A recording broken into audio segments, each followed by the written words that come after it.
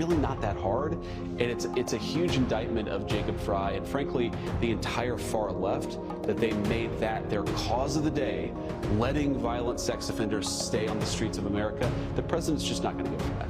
Well, the irony doesn't end there, unfortunately, for the Democrats. They've now thrust us. Heavy checkmark Minnesota leaders did criticize ICE and demand accountability. Heavy checkmark J.D. Vance did defend federal immigration enforcement. Crossmark, there is no verified evidence that he said the far left supports letting sex offenders stay on the streets. As always, viral political quotes deserve verification before sharing. If you found this breakdown helpful, like and subscribe for more fact-based analysis of viral political claims. There have been cases where ICE officials stated they were attempting to arrest individuals accused of serious crimes, including sex offenses, during operations. In political debates, supporters of stricter immigration enforcement often argue that critics of ICE policies are indirectly preventing the removal of dangerous individuals.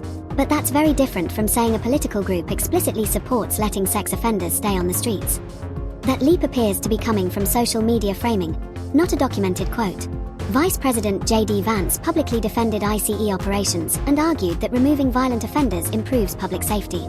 However, and this is key, there is no verified, reputable reporting showing that Vance said the far left supports letting sex offenders stay on the streets. That specific wording does not appear in official transcripts, major news coverage, or documented public remarks. It appears to be either a mischaracterization of broader comments about immigration enforcement, or a social media exaggeration of rhetoric about crime and deportations.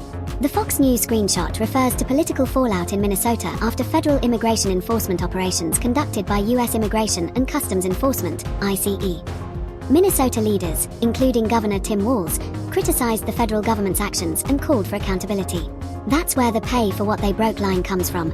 It reflects local officials saying the federal government should take responsibility for consequences of its enforcement operations. This dispute became part of a larger national debate over immigration enforcement, public safety, and federal authority. A viral tweet is making the rounds claiming that J.D. Vance said the far left supports letting sex offenders stay on the streets. At the same time, an image from Fox News shows a segment captioned, "MN leaders demand to pay for what they broke." So what's actually going on here? Did he say that? And what does Minnesota have to do with it? Let's break it down.